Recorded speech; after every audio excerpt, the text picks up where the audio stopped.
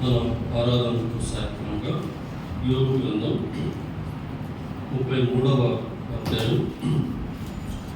యోబు గ్రంథం 33వ అధ్యాయం 24వ వచనం మనం చదువుకుందాం.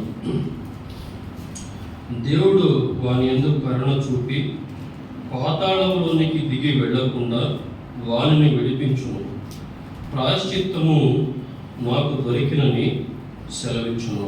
దేవుడి మాటలు దీవించును గాక. మరి యోబు పలికిన మాటలను మనం ఒక వచనాన్ని ఆరాధనకు సహాయకరంగా మనం చదువుకున్నాం. దేవుడు వాని యందు కరుణ చూపి, వాడు అనగా మన భాషలో నరుడు అనుకుందాం, మనుషులు అనుకుందాం, మానవ జాతి అనుకుందాం. మరి అలాగే దేవుడు వాని యందు ఏమి చూపాలని ఆశపడుతున్నాడు? కరుణ. ఎందుకు కరుణ చూపాలి అంటే పాతాళం ఉన్నది అని తెలియజేస్తూ ఉన్నాడు. ఆ పాతాళానికి దిగి వెళ్లకుండా ఉండాలి అంటే ఏం చేయాలి? వానిని అనగా మానవ జాతిని, నరుని మరి విడిపించాలి. విడిపించాలి అంటే ఏం జరగాలి? ప్రాయశ్చిత్తం జరగాలి. కాబట్టి మరి దేవుడు కరుణ చూపాలి. ఎందుకంటే పాతాళానికి దిగి వెళ్ళకుండా వాణ్ణి విడిపించాలి. ఎందుకంటే వాని కొరకై ప్రాయశ్చిత్తము చేయబడి ఉండాలి. సరే, మరి ఇదే యోబు గ్రంథంలో పాతాళం గురించి కొన్ని మాటలు మనం చదువుకుందాం. చూడండి, పాతాళము యోబు గ్రంథం 7వ అధ్యాయం 9వ వచనం. మేఘము విడిపోయి అదృశ్యమగునట్లు పాతాళమునకు దిగిపోయిన వాడు మరి ఎన్నడూను రాడు. పాతాళం అంటే ఒక్కసారి వెళ్ళిపోతే తిరిగి రానిదంటూ ఉండదు. అందుకొరకే అది పాతాళము అని చెప్పబడి ఉంది. ఇదే యోబు గ్రంథం 11వ అధ్యాయం 8వ వచనం. అది ఆకాశ వీధి అంత ఉన్నతమైనది, నీవేమి చేయదు. పాతాళము కంటే లోతుగా ఉన్నది, నీవేమి ఎరుగుదువు. దాని పరిమాణము భూమి కంటే అధికమైనది, దాని వెడల్పు సముద్రము కంటే అధికమైనది.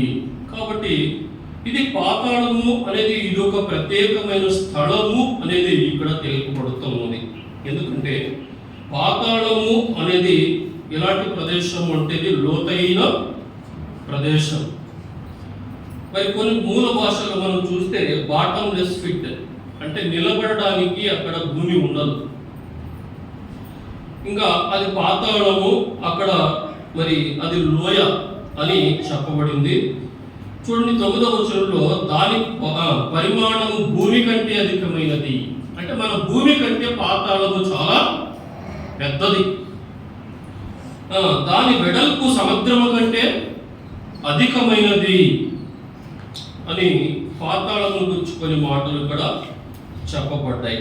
సరే, మరి మరొక మాట జ్ఞాపకం చేసుకుందాం. ఇదే యోబు గ్రంథం 26వ అధ్యాయం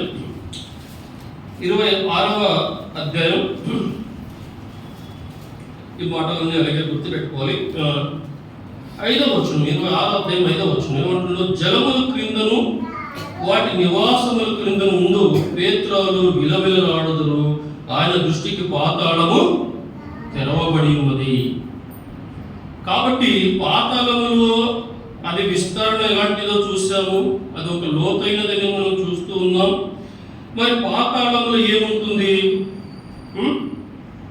కదా? 5వ వచనంలో జలముల క్రింద వాటి నివాసముల క్రింద ఉండువారు పేత్రులు విలవిలలాడుదురు. కాబట్టి పాతాళములో ఏముంటుంది? విలవిలలాట ఉంటుంది. కాబట్టి తర్వాత ఆయన దృష్టికి పాతాళము తెరవబడి ఉన్నది. ఆయన పాతాళమును కూడా చూసే దేవుడు. చూడండి, 24:19 పక్కలోనే 24:19 చూడండి, పక్కలోనే అనావృష్టి చేతను ఉష్ణము చేతను మంచు నీళ్లు ఎగసిపోనట్లు పాతాళము పాపము చేసిన వారిని పట్టుకొనును. ఆ స్థలానికి ఎవరు వెళతారంటే పాపం చేసిన వారు ఆ స్థలానికి వెళుతూ ఉన్నారు. మరి దేవుని గ్రంథం చెప్తుంది, ఏ భేదము లేదో అందరూ పాపం చేసి దేవుడు అనుగ్రహించి మహిమను పొందలేకపోయి ఉన్నారు. కాబట్టి అందరము కూడా పాతాళానికి వశమైపోయిన వారము. అందుకొరకే పాతాళానికి వెళ్ళకుండా దేవుడు ఏం చేయాలి? కనికరించాలి. పాతాళానికి వెళ్ళకుండా దేవుడు మన ఎడల విమోచన జరగాలి. పాతాళానికి వెళ్ళకుండా మనకు ప్రాయశ్చిత్తము జరగాలి. కాబట్టి ప్రియులారా, ఇది ఇలా ఉండగా లూకా రాసిన సువార్తలో ఒక మాట జ్ఞాపకం చేసుకుందాం. ఎరిగిన మాటలే 16వ అధ్యాయం. లూకా రాసిన సువార్త 16వ అధ్యాయం 22వ వచనం. ఆ దరిద్రుడు చనిపోయి దేవదూతల చేత అబ్రహాము రోమను ఆనుకొనుటకు కొనిపోబడెను. ధనవంతుడు కూడా చనిపోయి పాతిపెట్టబడెను. అతడు పాతాళములో బాధపడుచు కనులెత్తి దూరం నుండి అబ్రహామా అని అతన్ని రొమ్మున ఆనుకుని లాజరును చూచి, తండ్రి అయిన అబ్రహామా, నా యందు కనికరపడి తన వేలి కొనను నీళ్ళలో ముంచి నా నాలుకను చల్లార్చుటకు లాజరును పంపుము. నేను ఈ అగ్ని జ్వాలల యాత్ర పడుచు నన్ను కేకలు వేసి చెప్పాను. పాతాళములో మరి విలవిలలాడుట ఎలా ఉన్నదో ఇక్కడ ఒక ధనవంతుని గురించి ప్రభు అయిన యేసుక్రీస్తు వారు చెప్పిన ఒక మాటను మనం చూస్తూ ఉన్నాం కదండి. అక్కడ మనం చూస్తూ ఉన్నాం. చూడండి, 24వ వచనంలో, తండ్రి అయిన అబ్రహామా, నా యందు కనికరపడి. పాతాళంలో కనికరపడడానికి అవకాశము లేదు, మొదటిది. రెండవది మనం చూస్తుంటున్నాం, తన వేలి కొనను నీళ్ళలో ముంచి నా నాలుకను చల్లార్చు. అంటే నాలుక చల్లార్చబడలేని స్థలం అది. మరి అంతేకాకుండా లాజరును, నేను ఈ అగ్ని జ్వాలలలో యాతన పడుచున్నాను. కాబట్టి యాతన స్థలం, విలవిలలాడే స్థలం, అగ్నితో నింపబడిన స్థలం, మరి నాలుక చల్లార్చలేని స్థలం, అది యాతన స్థలం, అది కేకులు వేయవలసిన స్థలం. చూడండి ఏమంటున్నాడు, యాతన పడుచున్నాను, కేకులు వేసి చెప్పాను. కాబట్టి అది కేకులు వేయబడుతున్న అతి భయంకరమైన అగ్ని జ్వాలతో నింపబడిన పాతాళం నుండి. అందుకొరకే చూడండి, యెషయా గ్రంథంలో ఒక మాట మనం చదువుకుందాం. యెషయా గ్రంథం 38వ అధ్యాయం. యెషయా గ్రంథం 38వ అధ్యాయం 17వ వచనం మనం చదువుకుందాం. మిక్కటమైన ఆయాసము నాకు నెమ్మది కలుగుటకు కారణమైన నీ ప్రేమ చేత నా ప్రాణమును నాశనమును గోతి నుండి విడిపించితివి. నీ వీపు వెనుక తట్టు నా పాపములన్నీ నీవు పారవేసితివి. పాతాళమున నీకు స్తుతి కలుగదు, మృతి నీకు కృతజ్ఞత స్తుతి చెల్లింపదు. సమాధిలోనికి దిగిన వారు నీ సత్యమును ఆశ్రయించరు. సజీవులే కదా నిన్ను స్తుతించుదురు. ఈ దినము నేను సజీవుడనై నిన్ను స్తుతించుచున్నాను.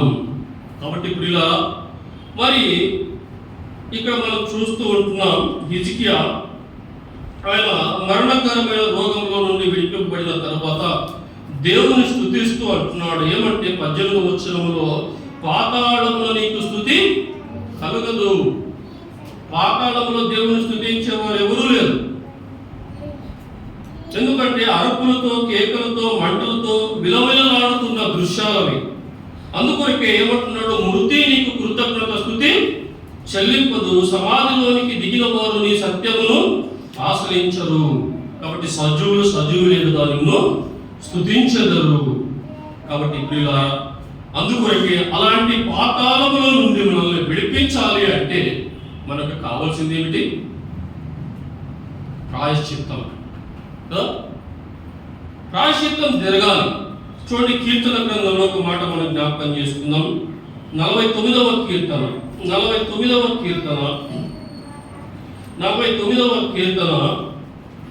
7-8-9 వచనాలు మనం చదువుకుందాం.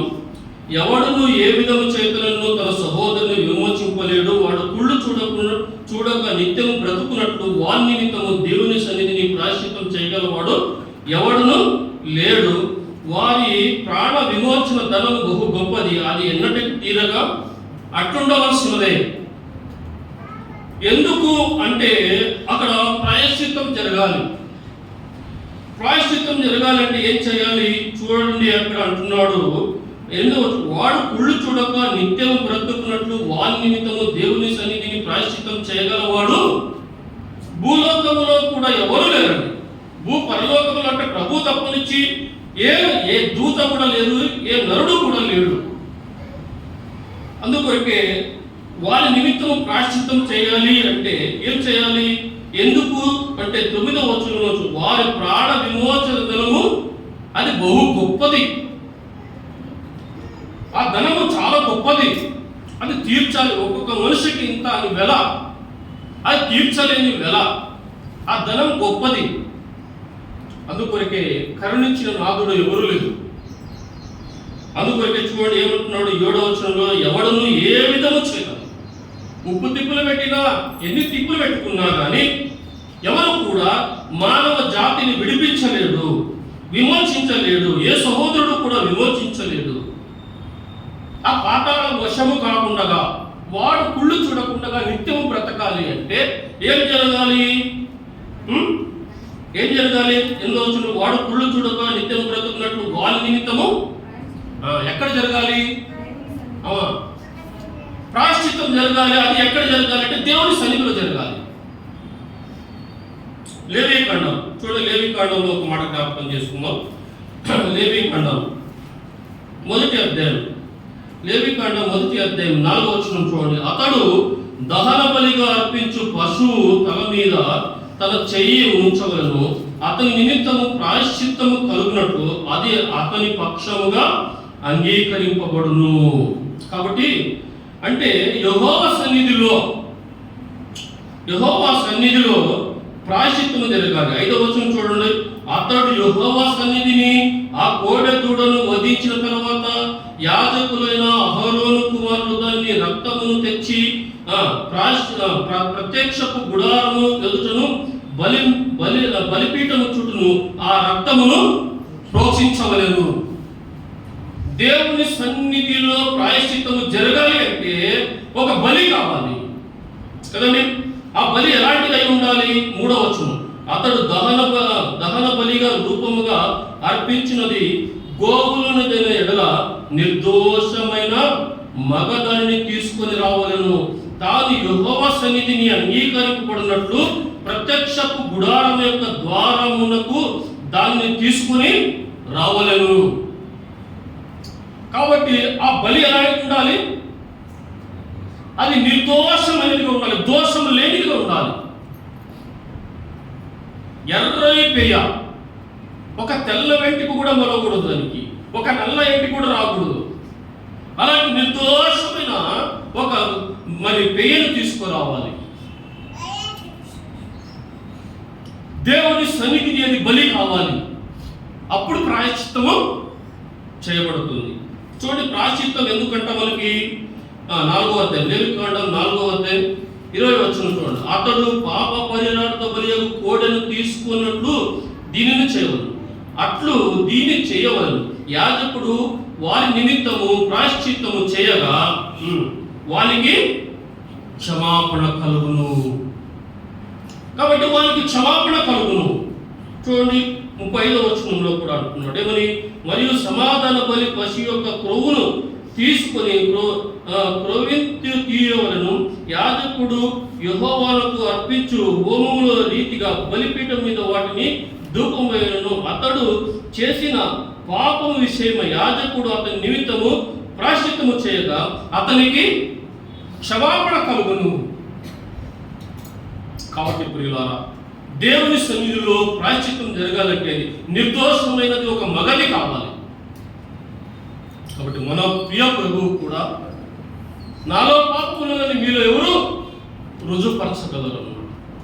ఆయన నిర్దోషమైన వాడు, నిష్కళంకుడు, పరిశుద్ధుడు, పావనుడు అని మనం చూస్తూ ఉన్నాం. ఆయనలో ఏమాత్రము దోషము లేనివాడని మనం చూస్తూ ఉంటున్నాం. అందుకొరకే మన విమోచన క్రయతనం బహు గొప్పది. ఆ ధనాన్ని చెల్లించాలి, ఆ ప్రాయశ్చిత్తం జరగాలి. కదా. చూడండి, సామెతల గ్రంథంలో 16వ అధ్యాయంలో ఒక మాట మనం జ్ఞాపకం చేసుకుందాం. సామెతల గ్రంథం 16వ అధ్యాయం 6వ వచనం. కృపా సత్యము వలన దోషములకు ప్రాయశ్చిత్తము కలుగును. కాబట్టి కృపా సత్యము వలన దోషములకు ఏం కలుగుతుంది? ప్రాయశ్చిత్తం కలుగుతుంది. యోహాను రాసిన సువార్త మొదటి అధ్యాయం, యోహాను రాసిన సువార్త మొదటి అధ్యాయం 14వ వచనం. ఆ వాక్యము శరీరధారి కృపా సత్య సంపూర్ణుడిగా మన మధ్య నివసించును. కాబట్టి ప్రియులారా, మన ప్రియ ప్రభువు ఎలాంటి వాడంట కదండి? కృపా సత్య సంపూర్ణుడిగా మన మధ్య నివసించిన వాడు. కృప ఆయనలో ఉన్నది, సత్యము ఆయనలో ఉన్నది. ప్రాయశ్చిత్తం ఆయన దేవుని సన్నిధిలో ప్రాయశ్చిత్తము సర్వలోకములకు సర్వ మానవ జాతికి ఆ విమోచనము కలుగజేసిన వాడు మన ప్రియ ప్రభువు అని మనం చూస్తూ ఉన్నాం కదా. అందుకొరకు ఎఫెసీ పత్రికలో ఒక మాట మనం చదువుకుందాం. చూడండి, ఎఫెసీ పత్రిక 5వ అధ్యాయం మొదటి 2వ వచనం. కావున మీరు ప్రియులైన పిల్లల వల్ల దేవుని పోయి నడుచుకొనుడి.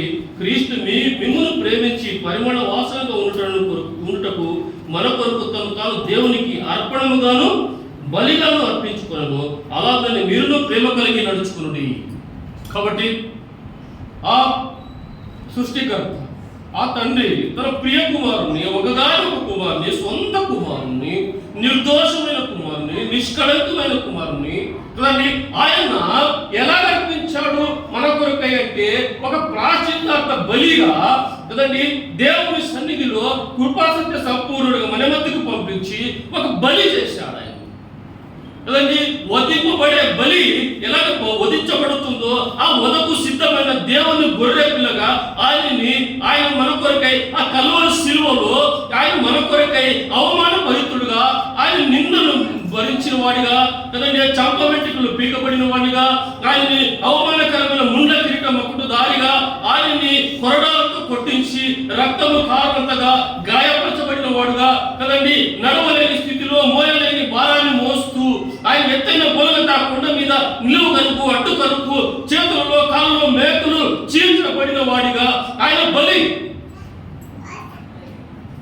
మానవ జాతి నిమిత్తము ప్రాయశ్చిత్తార్థ నిమిత్తమై ఆయన ఒక బలి అర్పించబడినట్టుగా మనం చూస్తూ ఉంటున్నాం. మనము నిత్యము బ్రతకాలని, మనం కుళ్ళిపోకూడదని మన నిమిత్తమై దేవుని సన్నిధిలో కదండి ఆయన ఆకాశానికి భూమికి మధ్య ఆయన ఒక బలి చేశాడు. అది ప్రాయశ్చిత్తం చేశాడు ఆయన కదండి. అందుకొరకు కొలసి పత్రిక ఏమన్నాడు చూడండి. కొలసి పత్రిక మొదటి అధ్యాయం 13-14 వచనాలు మనం చదువుకుందాం. ఆయన మనలను అంధకార సంబంధమైన అధికారముల నుండి విడుదల చేసి తాను ప్రేమించి తన కుమారుని యొక్క రాజ్య నివాసులుగా చేసెను. ఆ కుమారుని యందు మనకు విమోచనం అనగా పాప క్షమాపణ. ఆ కుమారుని యందు మనకు పాప క్షమాపణ కలుగుతా ఉన్నది.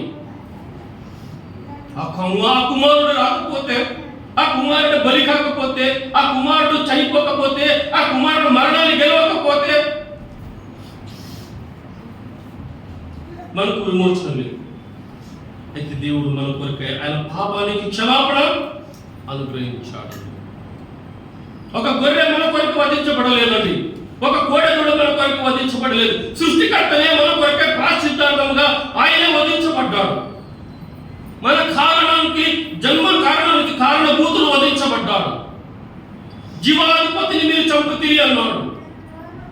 జీవాధిపతి చనిపోయాడు మన నిమిత్తమై.